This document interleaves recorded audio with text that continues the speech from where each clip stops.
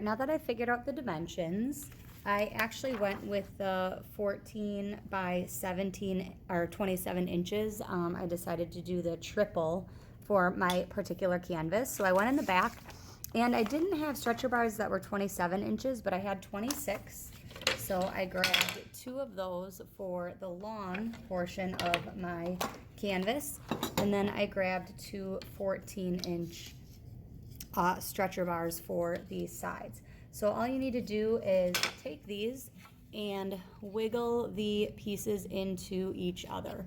So I'm going to just kind of push these in, and I should create a nice 90-degree angle here. Okay, and then I'm going to do that with the other 2,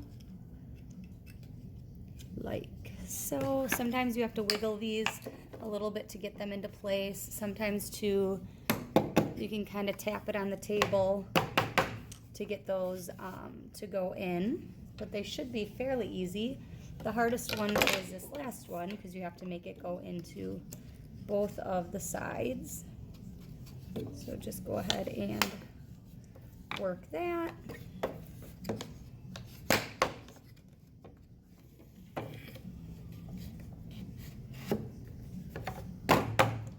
So once I get all 4 of them together, just kind of tap it on the table a little bit just to make sure they're all nice and secure. Now I have to go ahead and I have to fit my canvas to these stretcher bars. You're also going to need a staple gun. So these yellow staple guns, the staples come out right here. You can see there's a little area here. If these run out of staples, please see me so that I can help you refill them. They're not like a normal stapler.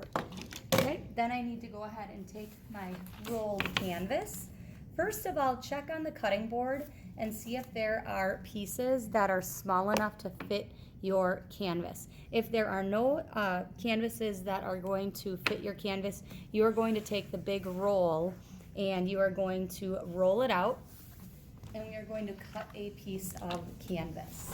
So it's kind of like wrapping a present.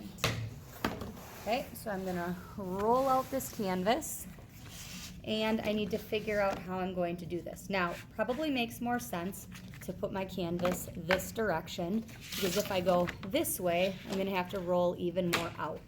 Okay, so I'm gonna come here, just like wrapping a gift. I'm going to take this edge of the canvas, and I'm just gonna kind of fold it over. Now this should work for the amount that I need. You want it to come up to the wooden edge, but you don't want it so that it's, you know, hanging out so there's a ton of it. And you don't want it so that there isn't enough to come over. You want to be able to staple it right in the middle of your stretcher bars. Okay, so for me, I would say about here would be good. And I'm also going to check the other side, so I'm going to have to move it in a little tiny bit to make sure that I can get this around. Okay, and now the cutting begins. So I'm going to take just a plain old scissors, and I'm just going to make a little slit in here. I have to figure out where I need to cut it. So I would give myself a couple inches here, and I'm just going to do a little snip. You don't have to cut the whole thing. And then I'm going to move my stretcher bars, and I'm going to just rip this. And it should just rip nice and straight all the way down.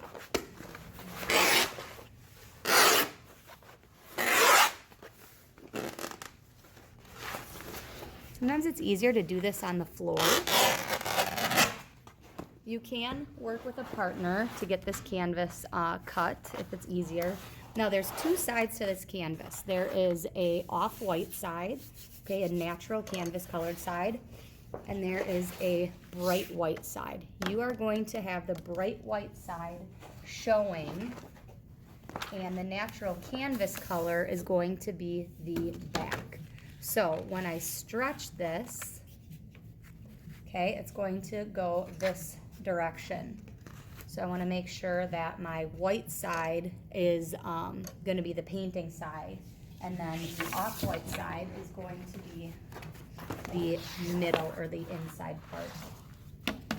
Okay, and I have to do one more snip and one more rip to make this fit. So I'm going to have to go all the way to this side here and measure a few inches down.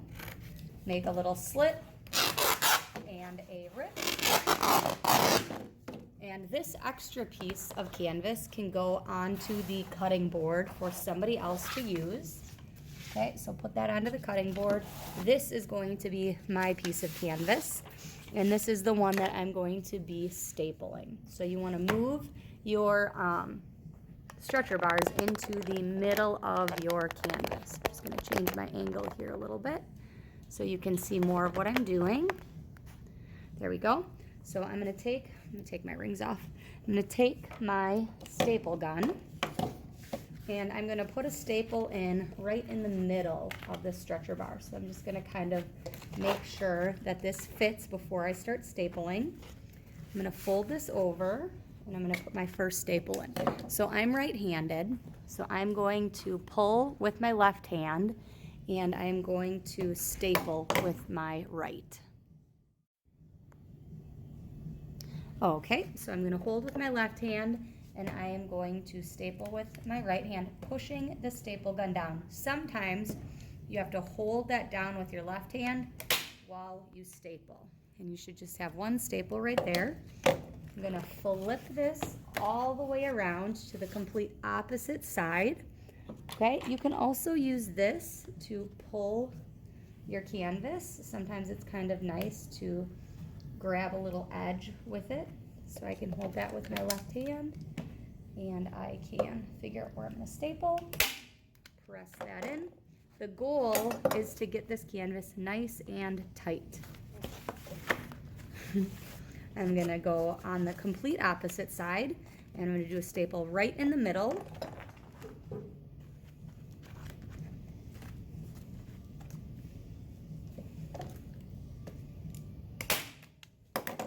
Okay, and then I'm going to flip it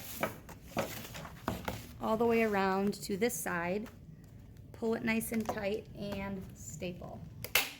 All right, so I've got all 4 edges stapled. This should be pretty tight. I shouldn't be able to like press a lot of things in here. You don't want to really push on this part of the canvas, but you want to make sure that it's tight enough. I'm going to go back to the first staple that I made right here, and I'm going to do a staple on the left and a staple on the right, just maybe like an inch down from each. So I'm going to come over about an inch or two, put a staple down, come over about an inch or two, put a staple down.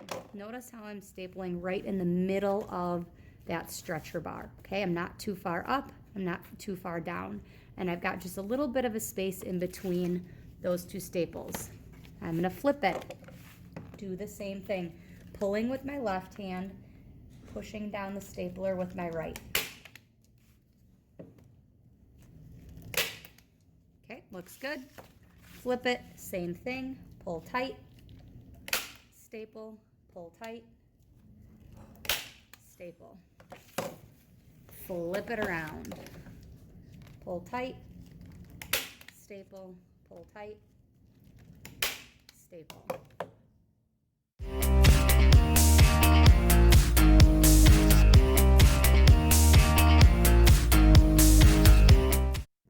All right, I went around and I stapled all of the edges until I got to the 4 corners. This is the trickiest part of making a canvas. Okay, so I like to hold my canvas upright, like so. And then I use both my hands. I'm right-handed, so I'm going to take my left hand and I'm going to open that canvas up. And then I'm going to take my right hand and I'm going to press the canvas in here, and I'm going to wrap it around that edge. Okay, so see that? I kind of push that extra fabric in there and I wrap it around that edge. Whoops, trying to get a better focus here. Okay, so that's what that edge should look like. Again, I'm going to open this up. I'm going to pull it open with my left hand, push it around with my right hand, okay, to create a nice clean fold. So the edge of that canvas should look nice and straight. It shouldn't be super bulky, okay?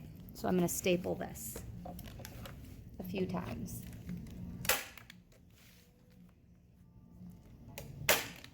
Just to secure that corner. That looks really nice and good. And then I'm going to do the same thing. Hold my canvas upright. Let's do this corner. Okay, I'm going to, this one I got a little bit close. I'm going to actually pull this staple out.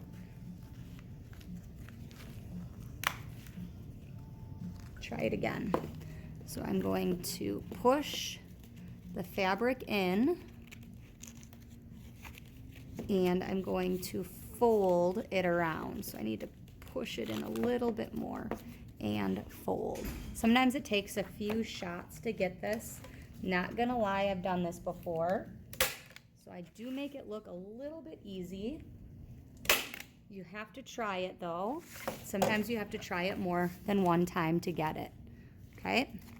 Open up the canvas, push the excess in, fold the edge over. Okay, I've got a little extra like flappy thing here, so I'm going to try to push that in from the back side. Okay, looks good. Staple and staple, and I'm on to my last corner. Open it up with my left hand, fold it in with my right. Okay, sometimes when you get a little bit too close with those staples, you have to pull them out so that you can get that room to do that nice clean fold. Okay, my hands do hurt from all of the pulling and tugging on this canvas. Your hands will hurt, your fingers. Okay, it's just part of the deal. And there we go. The back side of my canvas looks nice and neat. Okay, I have plenty of staples securing this. The corners are all adhered down. They're not bulky, they're not bulging.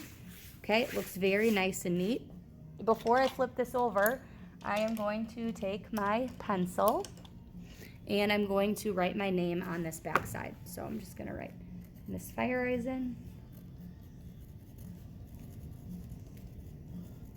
I'm going to put the date, 2020. If you want to do your hour in your cohort, you can. But flip it over. This right here is going to be the side that you paint on. This should have the white pre-gessoed side. Okay, back side has the natural canvas side. You are now ready to apply a layer or two of gesso.